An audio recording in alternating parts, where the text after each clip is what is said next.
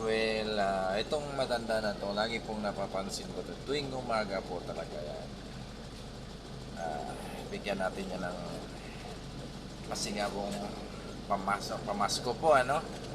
Pero hindi man ganong kalakihan, pero siguro ito po ay nakakatulong po talaga sa kanya. Napatawag natin yan sa may gasolinahan.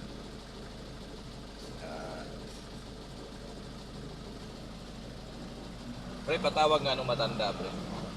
Yung matanda, patawag. Nay! Nay!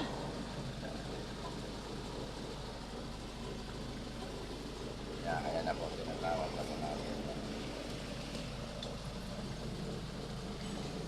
Napapansin ko kayo, Nay, lagi kayo rito.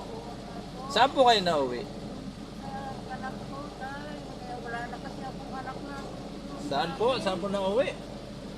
Wala na kasi akong anak na tutulong, sir. Namatay Bakit? na. Ikaw na lang po mag-isa. Ano eh? Oo, ano po yung sakit ko dahil 2 beses ko nasikip ka ng noo ko.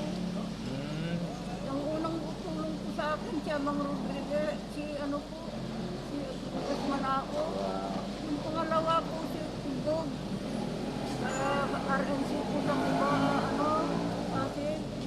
Ito po, hindi ganong kalakihan na sana po nakakatulong. Pero po kung sakali po tayo ibigyan ng pagkakataon na sa ating mga followers, sana po makikita po tayo uli, no? Gagawa tayo ng part 2, matulungan po kayo, no?